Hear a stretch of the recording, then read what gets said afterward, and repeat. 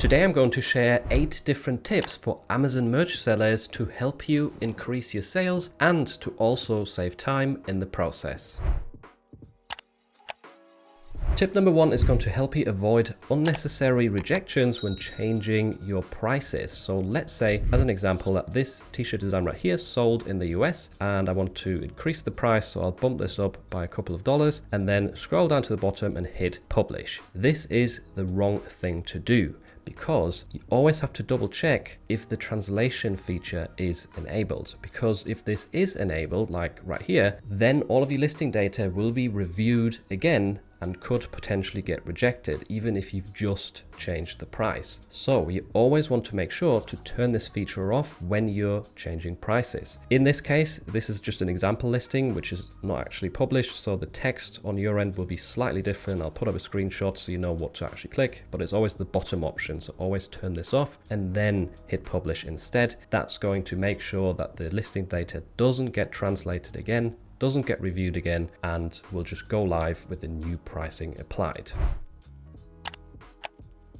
Tip number 2 is regarding zip hoodies. I'm guessing many of you upload your designs to these products, but you probably don't get too many sales on them. That's generally been my experience as well. However, recently I've seen a lot more of these zippers sell for me since I adjusted the placement of the designs when uploading. So there's 2 alternatives to this default alignment right here, which isn't ideal because you've got the zipper going through the middle and also the print area is quite small. So what I've been doing is either sizing this down, making it smaller, and placing it over the left chest. This way it looks a bit neater, you don't have the zipper in the way, and it's more of a pocket style design. The only downside is now the design is even smaller and harder to make out in search results. So the even better alternative, at least in my opinion, is to remove the artwork from the front like this and then upload it to the back print area instead. Because this way we don't have the zipper in the way, we've got a way bigger area to work with. So especially if you've got very tall designs that fill out, a tall rectangle like the standard t-shirt, it will look really good on the back of this zipper. And from my experience recently,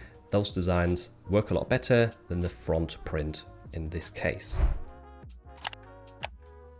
Tip number 3 is another very important one that is quickly overlooked, especially if you're a beginner, you're just starting out uploading to Amazon merch. So it is very tempting once you're selecting your colors to just choose loads and loads of these because they all look very nice. So purple is nice, blue's nice, gray, slate gray, so many of these colors actually look good for this design. You'll very quickly have 10 selected, and that is actually counterproductive because what we run into right here is something called analysis paralysis with the customer. When they open this listing, if they like your design and they see all of these different color choices, they might even be overwhelmed and won't know which color to pick because there is too many colors that they like the look of. I'm overstimulated. And rather than making the wrong choice, they will just click off and find a new design.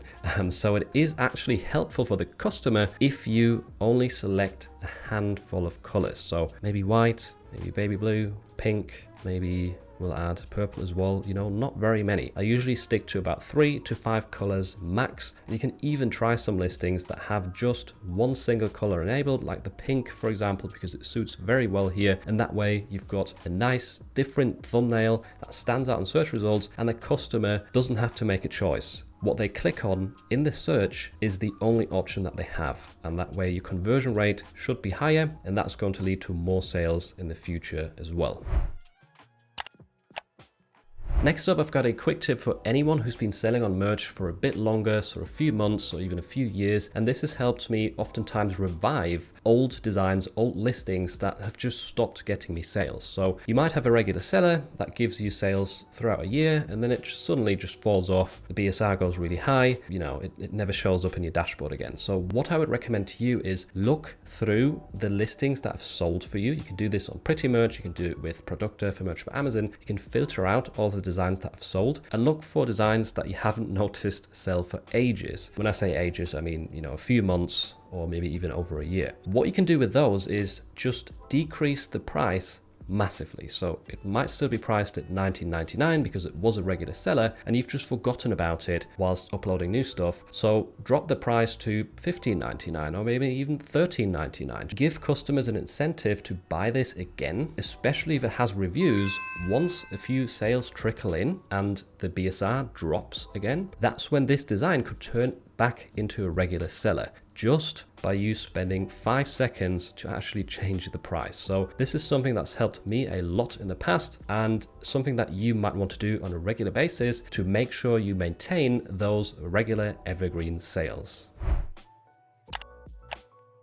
If you're trying to fill out your daily upload slots as quickly as possible on Amazon Merch, it's very tempting to enable all products on all marketplaces. However, I personally would recommend not doing this because if your listing gets rejected, you get 66 rejections essentially. Now, some people might say it's just one design, 66 products, so it will just count as one rejection for the design itself. I personally think that might be the case, but we never know for sure. Amazon doesn't give us a straight answer, so I'd rather not risk it. On the other hand, you might say, well, we're using the auto translate feature right here, and Amazon has stated in the past that if you get rejections caused by the auto translate feature, then they actually don't count against your account health. Again, I don't trust this because you still receive the emails that tell you if we see more instances of these rejections or of these violations of our terms, then your account might be banned or terminated. So again, I don't trust Amazon with this because we don't have a clear indication that's telling us where our account health is standing. And also, when you do use the auto translate feature and get rejections, it usually rejects the American and the British marketplace as well, and those weren't auto translated, so it makes no sense in my opinion, and that's why I would rather play it safe and either just upload to the standard t-shirt on all marketplaces first, and then once that's gone through and gone live,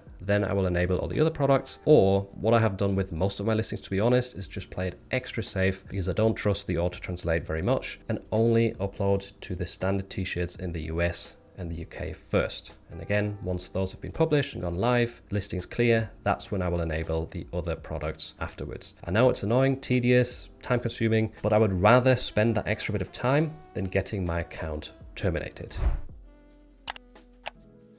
Tip number 6 is a massive time saver, and that is utilizing the templates feature that Productor for Merch by Amazon has. And Productor, in case you didn't know, is a free Chrome extension for Amazon Merch. It has a ton of powerful features, and I will leave a link to it in the description. You won't regret adding it to your browser. Essentially, once you've got it installed, you can save any of your listing configurations as a template for future use. So go through your listings, enable all the products you want, enable all the colors you want. Let's say you make a template for girls, one for boys, one for designs that are aimed at just men and women, maybe one for low royalties, one for high royalties. You can save all of those and quickly access them in future. So let's say all of this is configured how I wanted it. Then I would scroll down and give this a title for the template. So this is not about the design itself. You might want to make one that's called Boys Light, if this was, you know, the colors and the royalties that you wanted for boys designs. So give it a title that you remember. I'm using one at the start just so it shows up on top of my templates, all of the other ones that I've created. And yeah, let's actually scroll down where it says save as product and draft. You have to click this button, and then it will take a few seconds to run through each product and save all of the different settings that you've got configured. Then I'll show you how to apply this template as well to a new listing without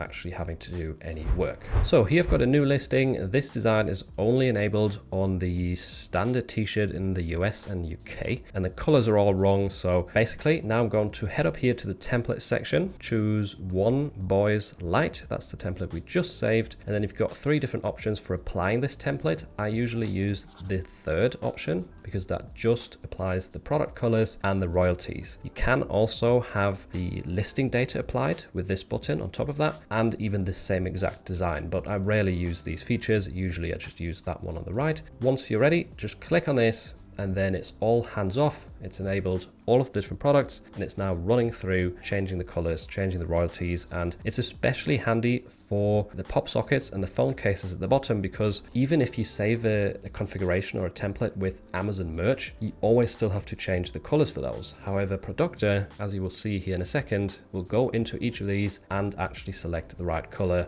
from your template. So that, once again, big time saver. This entire process is going to save you like a few minutes each time you use it. So it's definitely worth setting up a few different templates and you'll make your life a lot easier.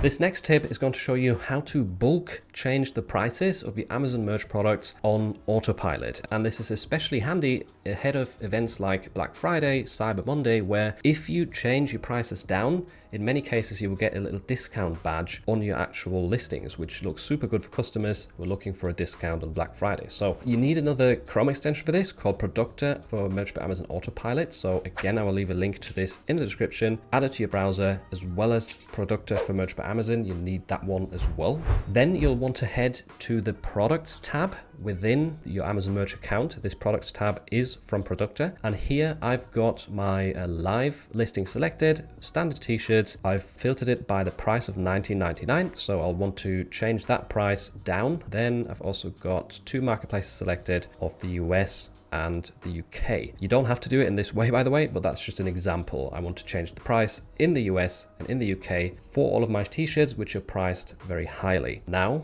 one thing you still have to do is you'll have to click on the Chrome extension up here and change a few settings. So first of all, you have to enable it with this button, scroll down to where it says set price. So I've set it to $15.99 right here. And then you can also disable auto translate. Like I mentioned earlier, if you're changing prices, make sure to turn that off. Otherwise you might get random rejections. This one right here is also quite good. If it doesn't work, you know, if Amazon is blocking the request for some reason, maybe the design is processing or something, then you can have this enabled, save you a bit of hassle, and auto publish as well. If you want it to be instantly published, if you only want it to be saved as a draft, then use this setting instead. Once this is all configured, you can head back to your products tab, select all of your listings, or just select individual ones. You know, if you only want to test it with a few listings to begin with, you can do that as well. But you know, if you want to save as much time as possible, select them all at once and then click bulk edit up here, and it will ask you, are you sure you want to open 2,000 tabs, one after another? Then you can click OK,